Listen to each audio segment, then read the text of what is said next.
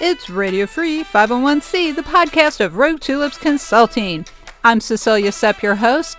Welcome to Season 7. Who knew when we started our web series Chatting with Agnes and Cecilia that it would go on for 7 seasons, host 175 guests, and ultimately reach episode 300. That's what we're here to celebrate today. Thanks so much for joining us. It's time for Radio Free 501c, episode 300.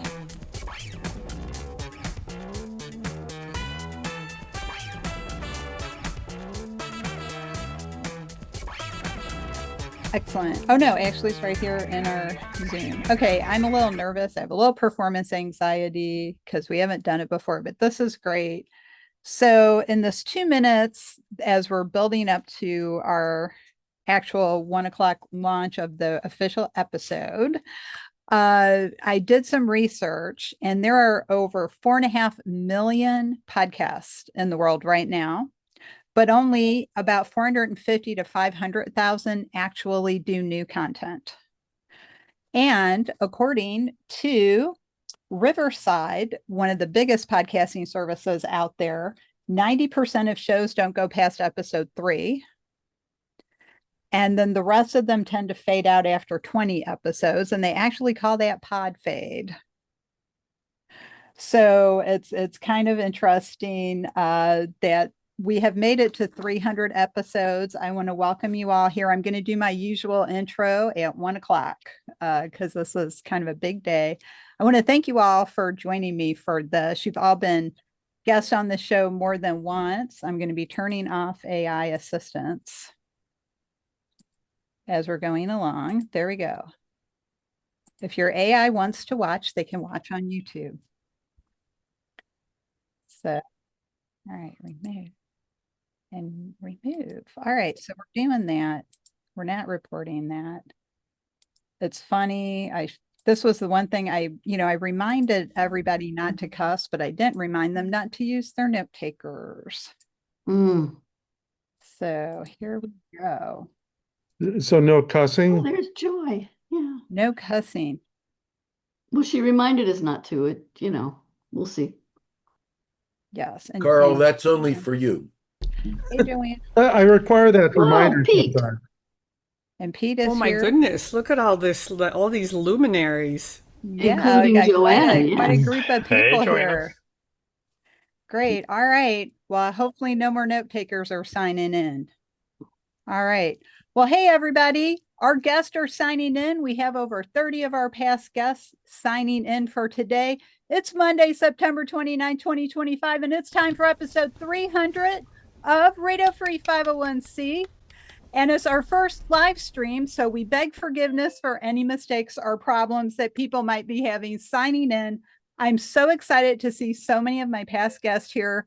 You're all also friends, and I'm just so glad to see you all here. Now, one of the things that is great about Radio Free 501c is very much like the nonprofit management community. It has evolved over the 7 seasons that we've had. That's right. We've had 7 seasons, 300 episodes, 175 guests. Michael Butera, who's here today, has been a guest host, but he is tied for most appearances on the podcast with 9. So way to go, Michael. Thank you. It's amazing that after that, it's still on, After you go. I know it's been great. And when we started out with Radio Free 501c, was actually called Chatting with Agnes and Cecilia, because I used to have a co-host, Agnes Amos Coleman, and we used to have these really deep conversations. And one day I said, Agnes, we should record these and put these on YouTube. And she's like, yeah, okay, why not? So our very first episode was Transforming Business Through Godly Governance, based on her book that she wrote. And then we used to just have a guest once a month, and then it turned into like every week. And then as time went on, our lives changed. Agnes had to move on. She had to leave the show because she became a mom and she got a full-time job, and she didn't have the flexibility she once had. So it became Nonprofit Conversations.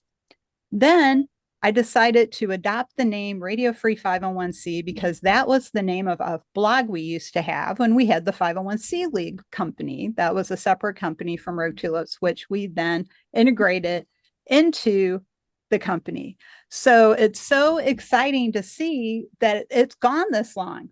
Another thing I want to mention, Joy Dooling's here. She was our guest on episode 100. And we were just like, yes, episode 100. And we're talking to Joy Dooling about membership. So that was really great. And then episode 200, Michael Butera interviewed me. Episode 250, I invited Agnes back to do a show. And we did a show on legacy and association management. What are we leaving behind? I know Jeff DeCania talks about that a lot. What are people going to say 10 years from now? What are we going to be considered successful or not successful and leaving a better world for the people around us? So we've had a lot of great things happen, a lot of great conversations. We've talked about everything from, I actually have a list of a couple examples, building board capacity, international chapter leadership, financially astute associations, consuming research responsibly, advocacy and allyship, why the CAE is important, and one of mine and Carl Weber's personal favorites, how associations are like movies. Because, right, we have a lot of drama in our organizations at times, right? So it's like in the boardroom, in the convention. And you two always pick weird movies. They're not weird. They're they're not rom-com. No, they're not. I think we'd be moving into like HR issues if they were rom-coms. I don't know, Carl, what do you think? You're my movie co-conspirator. I don't know, what's a good rom-com? Maybe like I don't know. I don't really watch those, but we should plan one. See how we can make those illusions and connections. Yeah, how about You've Got Mail? You've Got Mail, perfect example. Let's do it. Because we always admit we got our email. Okay, Yeah. Jeff is saying When Harry Met Sally. Yeah, we'll have what she's having. Yeah. Yeah. Oh, I would love to have what she was having. Yes, I know this is live, but there is a delay, so don't worry.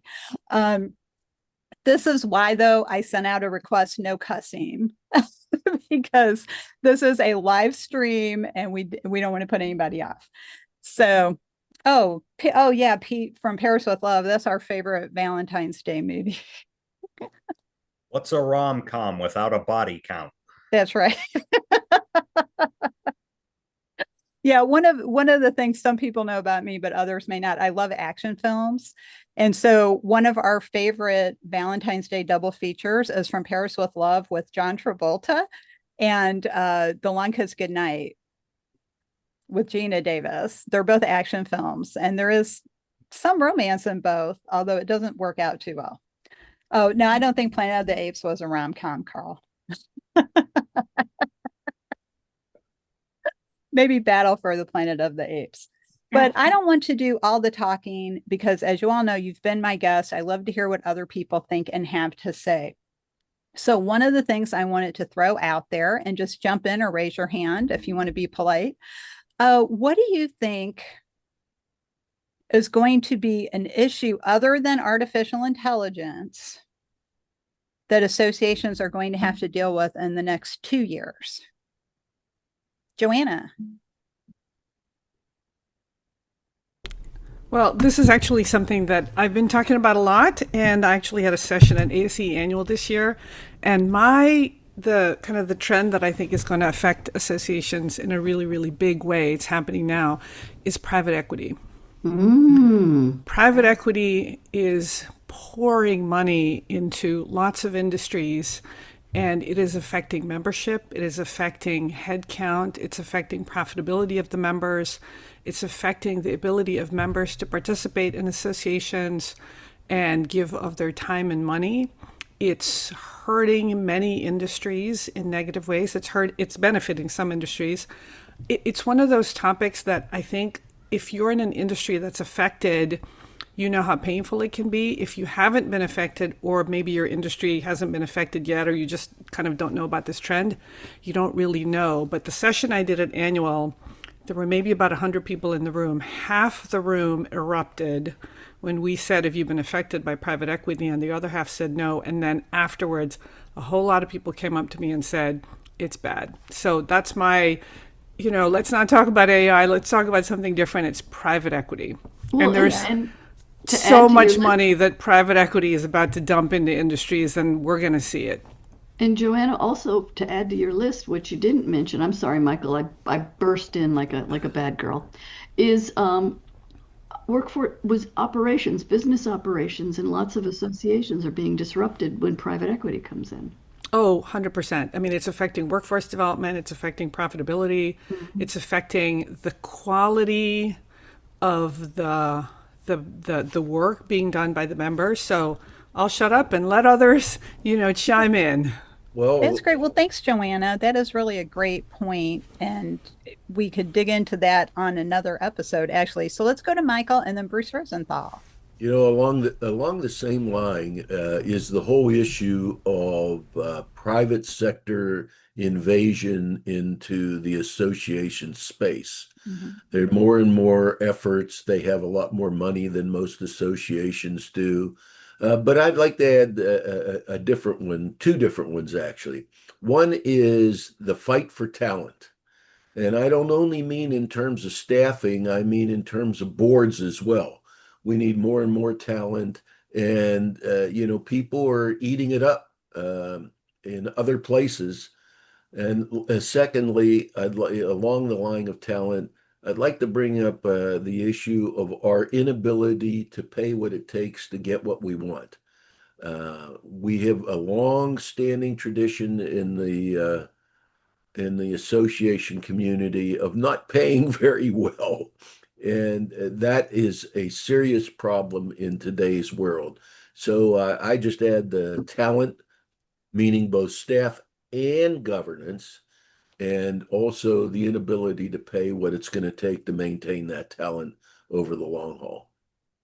Yeah, that's another great point. Thank you, Michael. So let's move on to Bruce, and then I'm going to start calling on people. Okay. Kind of actually a tangential to what Joanna and Michael talked about. Competition.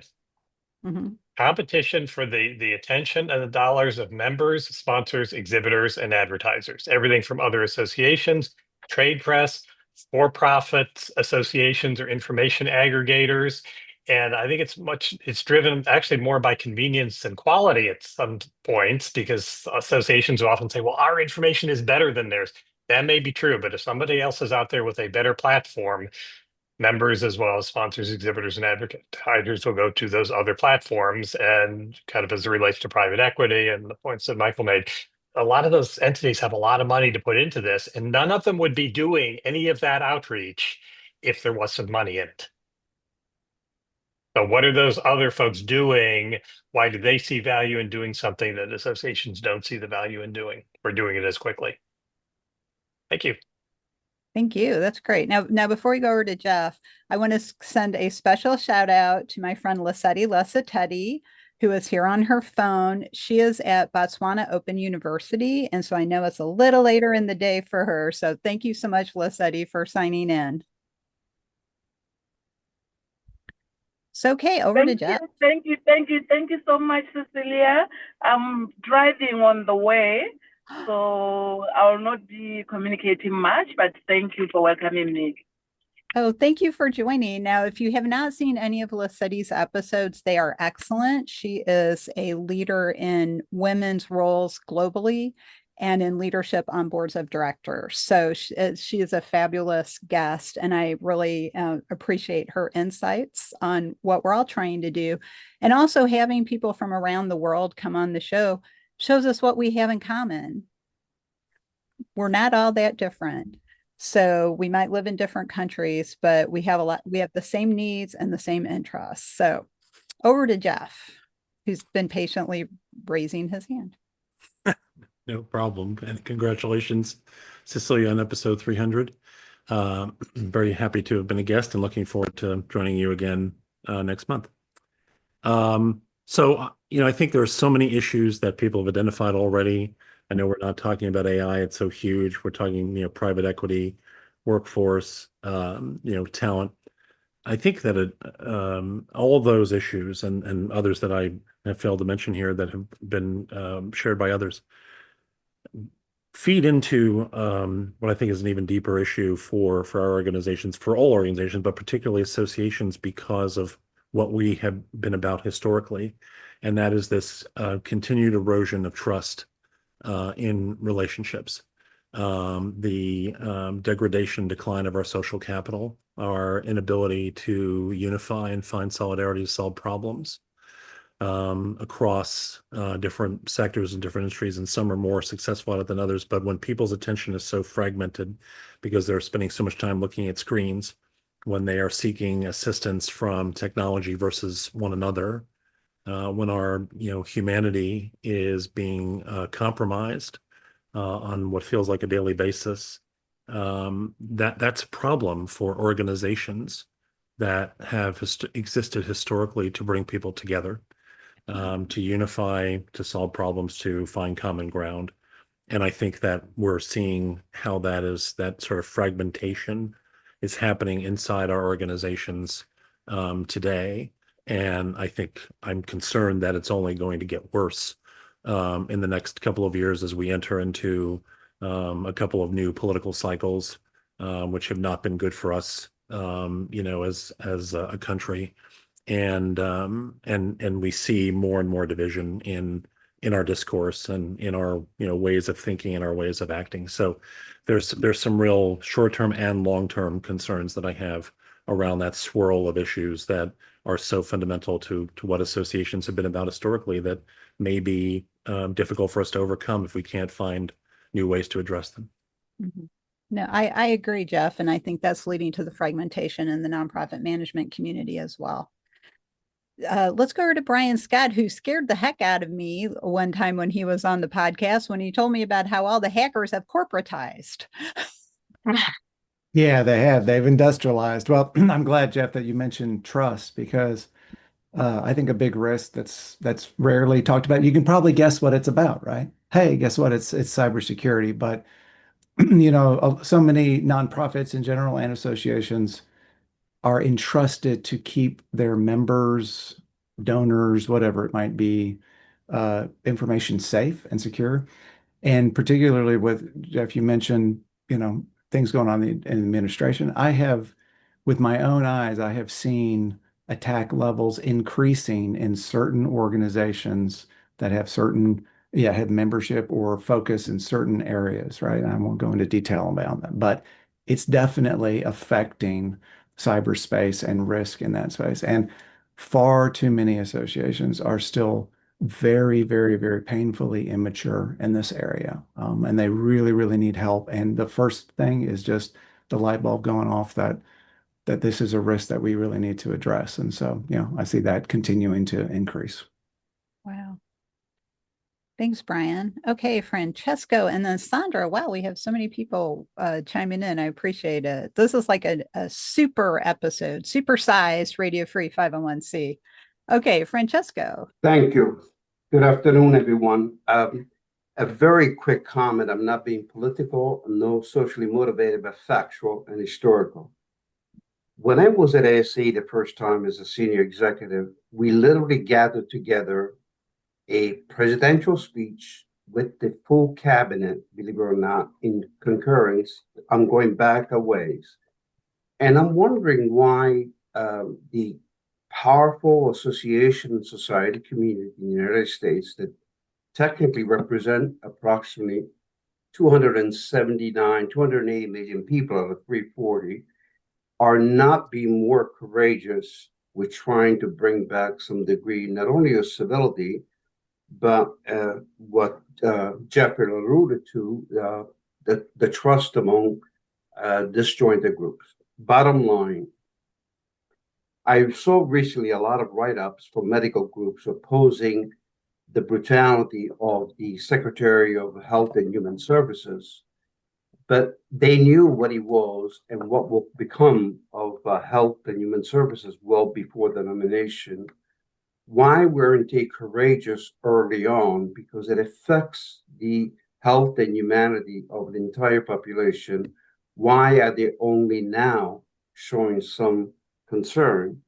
And bottom line, what I'm trying to convey is that I think we need to create new cadre of courageous leaders, people that are not opposing things for the sake of opposing, but based on factual data, empirical evidence, and historical precedents. They should be able to advert a problem and not comment on the problem after it already occurred.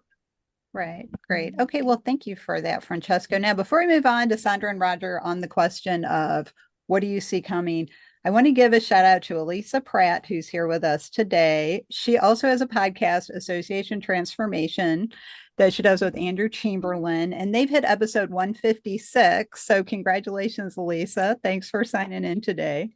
Great to see and seeing some other people.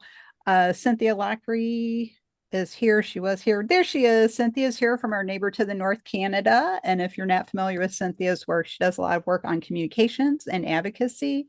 And I want to give also a shout out to Stacy DeLo from the other end of the country. She's on the West Coast calling in with us today. So just give a couple other shout outs for people and appreciate it. Mike Jack and Bryant Richards are here today as well. If you have not seen any of their episodes, they're some of the funniest episodes we've ever done.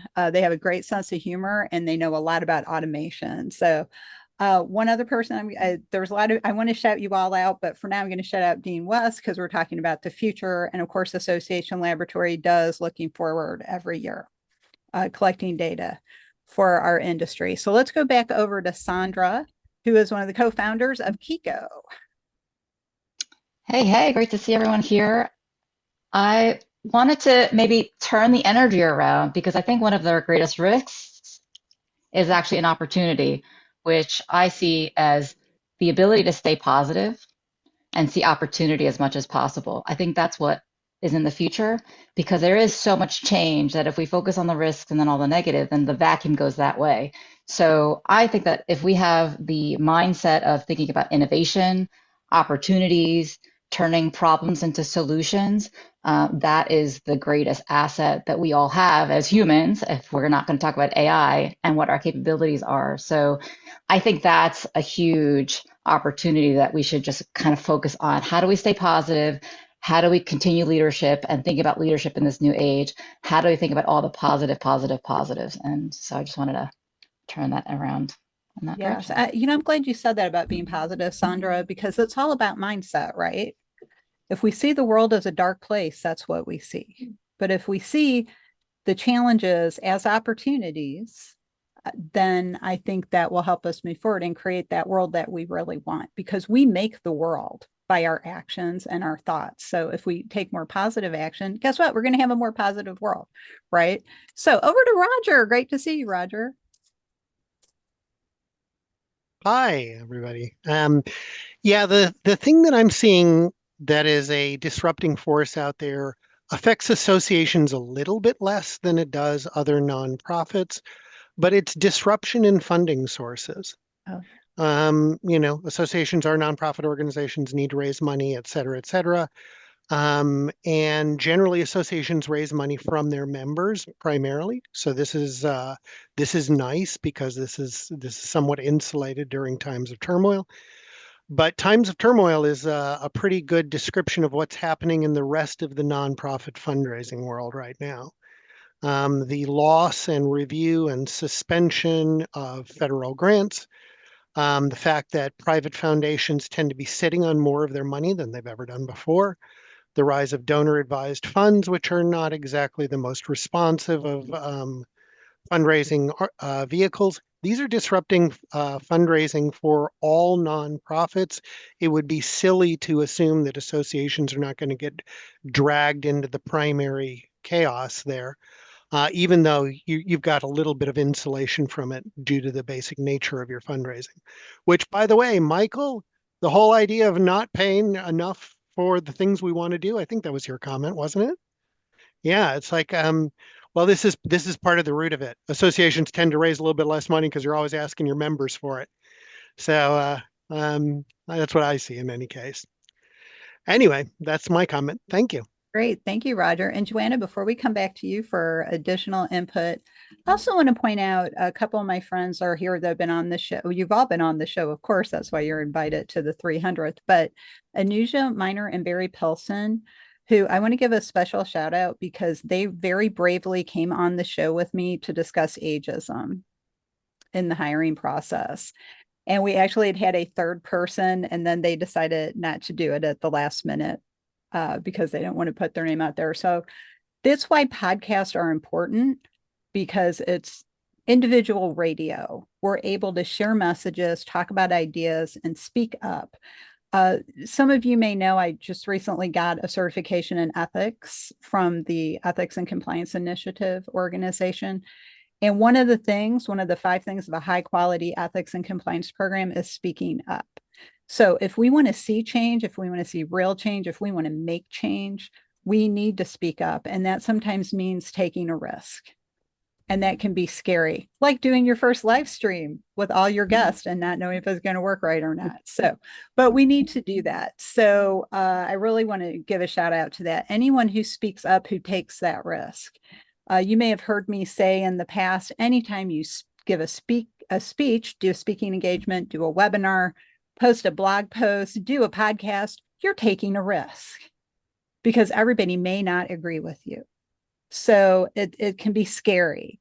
But if we just find our courage to do it, we may actually make a difference in someone's life. Even if it's one person, you've made a big difference. So I want to encourage everybody, speak up. There's ways to do it without being insulting. You can be polite and disagree. As Barry Goldwater said, you can disagree without being disagreeable. So over to Joanna. I want to comment on what Francesco talked about and following up on what you just said. I think, Cecilia, that we have been running these organizations as non-political or apolitical organizations. And so when we say we don't talk about politics, we've stopped being able to talk about politics. And so we just don't know how to have civil discussion because we don't do it. We don't have practice. And 2 things, and then I'll shut up. I was recently talking to the CEO of a scientific organization that serves women, and she said, these times are destroying my organization because my younger members want to protect the organization. So it's heads down, let's protect the organization. But the older members are saying, I didn't fight for everything that's happened in order to just keep my head down. So she said, and because they're apolitical, they don't really know how to have the discussion. It's been hard. The last thing I'll say about this is my friend Matthew Hughes from the World Affairs Council. He says, Joanna, we have to stop believing in American exceptionalism. We keep saying it's not going to happen here, and then it happens. And so I think maybe we need to start saying it could happen here. And so what should we do in order to not let it happen? Because I think we're in reactionary mode, to Francesco's point, where things happen and then we're like, oh my God, what just happened? And because we keep believing it won't happen here. Right. And it can very easily. And it has. And it has. Well, and there is an old saying, the price of liberty is constant vigilance, but you can't just watch, you have to act. So thank you for sharing that, Joanna. I love that. Okay, Andar Conti from the great state of Florida, where Barbara Armentrout also hails from. Yay, Florida. Where are you, Barbara? I'm down south in Boca. I'm on the other coast, Southwest Florida. Warm.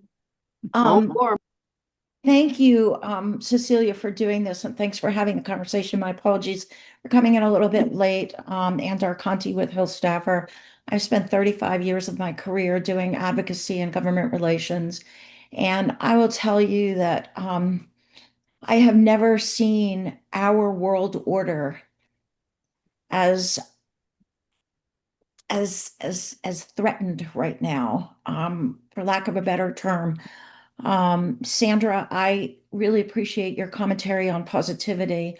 I will not lie, I am having a very difficult time keeping positive.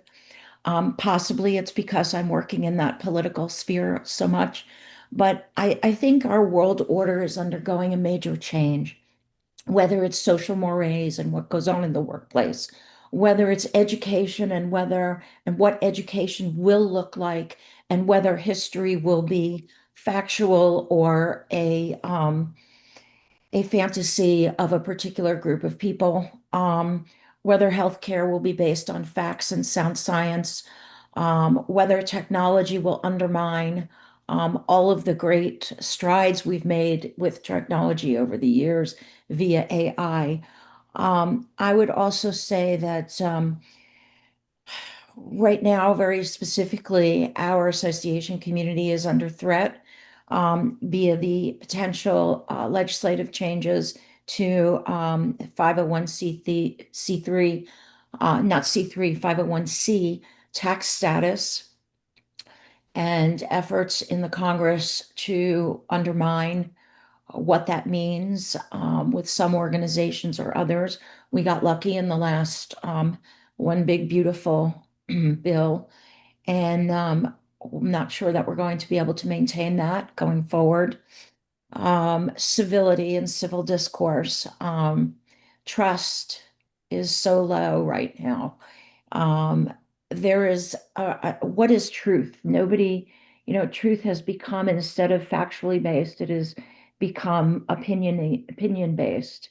And he who speaks or she who speaks loudest, their truth is the truth, which has resulted in a lot of gaslighting and a lot of hurtful and bullying behaviors, which gets back to what I was suggesting about social mores and the lack of role models that young people really have today.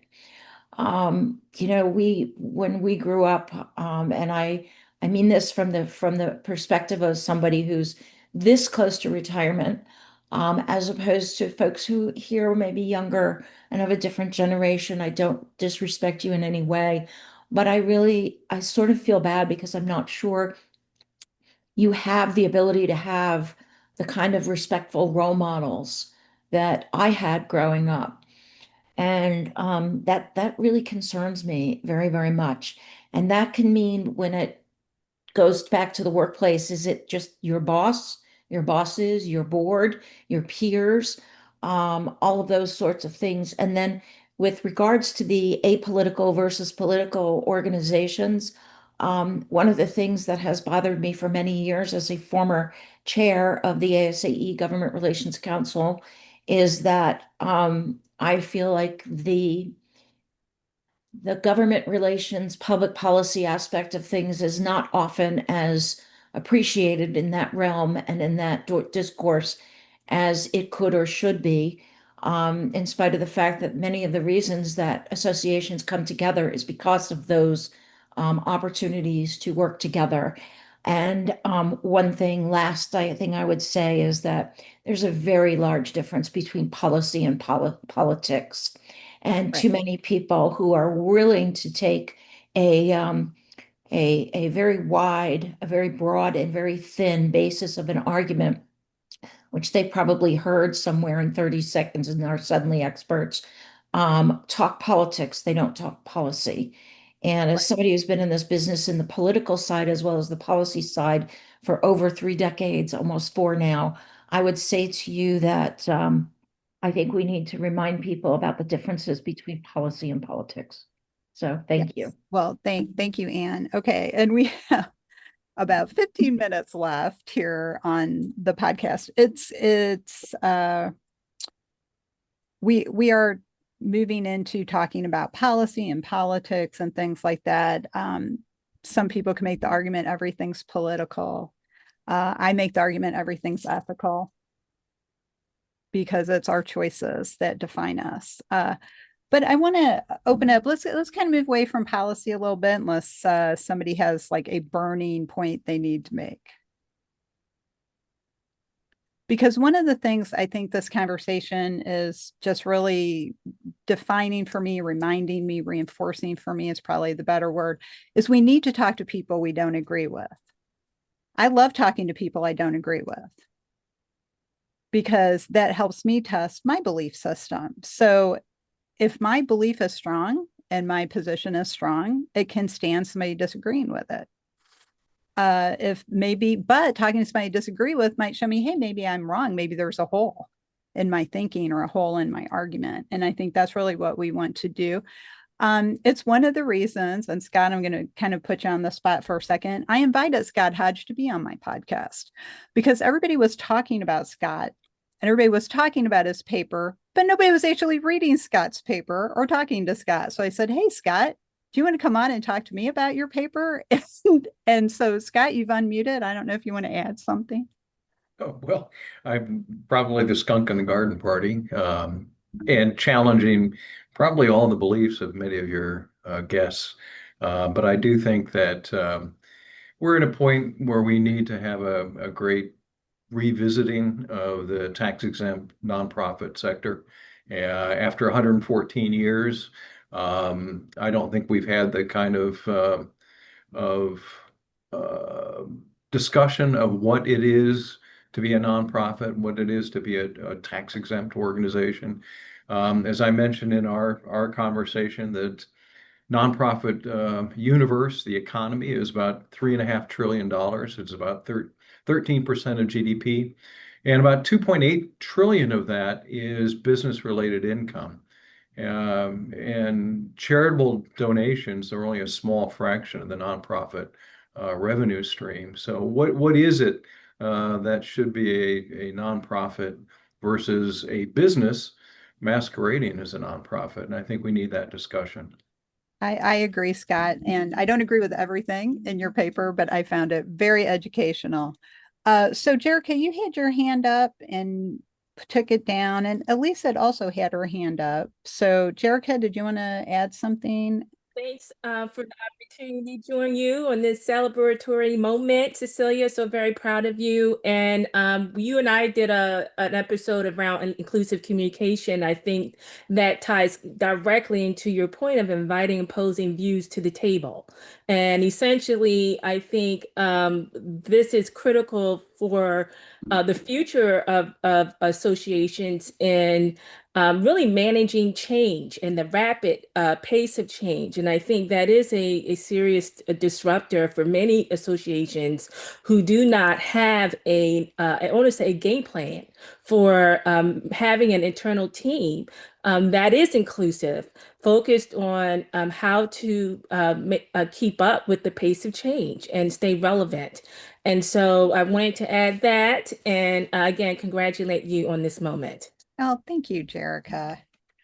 Really appreciate it. Check out Jerica's company, Elation Communication, especially if you're looking for event management and communications advice as well.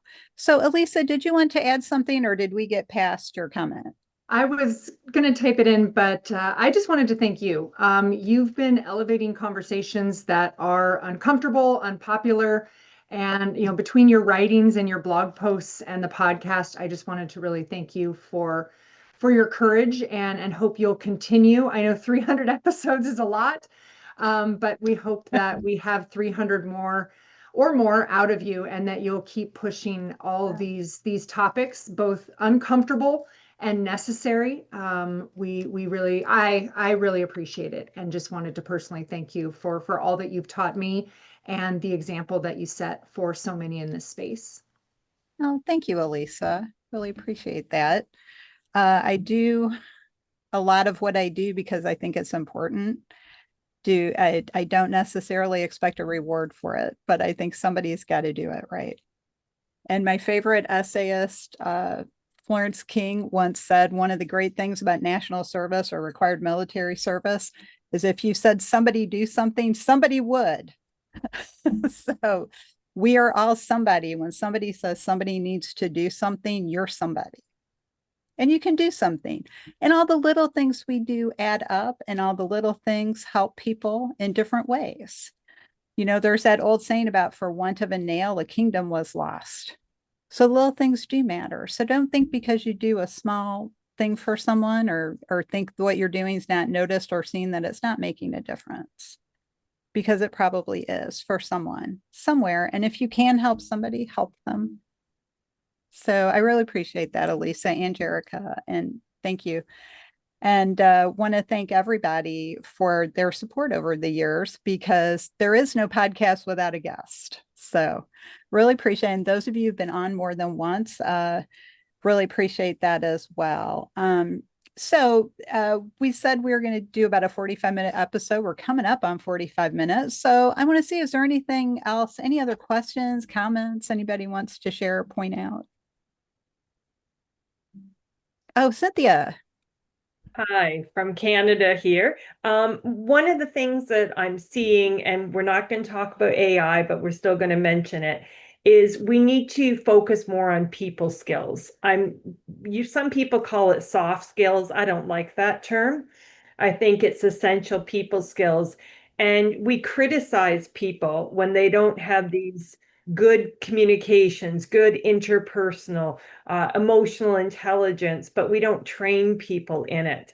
The accountant gets trained on accounting, the engineer, but they weren't trained on these skills.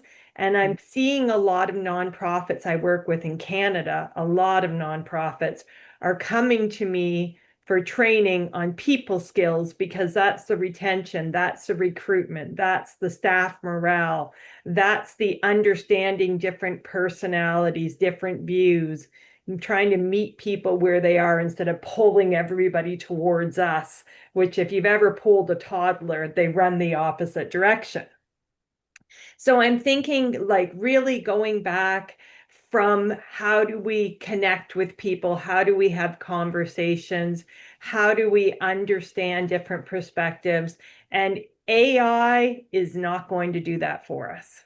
So it's really about investing, and especially when we're doing succession planning as well, we want to make sure those people coming up in our organization have people skills, not just the other skills that you think are more important. Thank you for saying that, Cynthia. And I know Michael Butera agrees with you because he always talks about that as well. And that's great. And again, here we are. Okay, Canada's not that far from us, but we are different countries and we see the same concerns and we see the same positive solutions. So thank you for saying that, Cynthia. And Cynthia has a great blog if you haven't checked it out.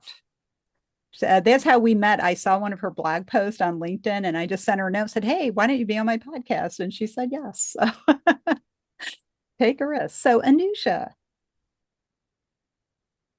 Thank you. I want to echo much of what, others have already said, but, personally, you've given me an opportunity through this podcast, to sort of share my trials, tribulations, challenges, opportunities, and, much of what Alyssa also said, is that you've used this platform to get others to feel comfortable in an environment that sometimes is not. And doing the podcast with you and Barry on ageism, that really is a topic that, a lot of us have faced and we've been facing for a number of years, but we've just never really talked about it. And I think people are fearful of wanting to share, whether it's personal challenges or know that somebody else is also going through something similar. And so I think you've highlighted so many issues and so many topics that people were probably either afraid to bring it up or,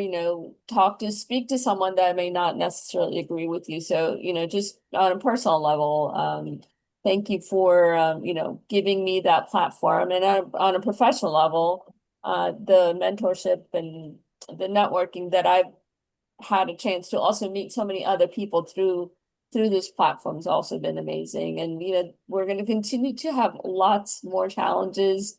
And I put this in chat but I think we're all resilient as human beings and we don't realize the strength, the courage we have until we're faced with difficult situations. So I think that hopefully the next generation will continue fighting the good fight and that, 10, 20 years from now, we'll be in a better place than we were 10, 20 years ago. So, so thank you again and congratulations again, Cecilia. Thank you. And as we're getting close to wrapping up, I do like to be inclusive. So has anybody not gotten to say something you'd like to say before we wrap up? Okay, so I want to thank you all. I'm going to practice a little nepotism here because nobody does anything on their own. And my husband has been a guest several times, and a couple of times because I had a guest cancel at the last minute. I would go into the other room and say, "Can you be on the podcast?" So I just want to throw that out there. He's always a great guest. It's some of our more popular episodes because we have a lot of fun talking. So over to Pete Sept. I just want to see if you wanted to add a comment of any kind. Just to offer my heartiest congratulations on your 300th. Like the 300 Spartans, you stand up for civilization every day. Well, thank you. You can't go out on a better note than that. And unlike the Spartans, you don't lose at the end of every podcast. That's true. Well, wow, that's great. Thank you so much. Well, as you all know, because you've been on the show, I like to do my wrap up. It's time to go rogue. We have to go rogue for now, but we'll be back next time with another exciting episode. I want to thank everybody who's been on the show, who's watched the show, who suggested topics, because podcasts don't last this long if there's not some level of interest. I personally get a lot out of it. I really enjoy it. So I want to encourage you all to tune in next week for episode 301. We've broken the barrier, where we're going to be talking with Elizabeth Engel, Jamie Notter, and Chrissy Bagby about their white paper on lean management 10 years later. So check that out on Monday. So thank you all again. And on behalf of everybody here right now and everybody who was here earlier and had to leave, we'll see you next time.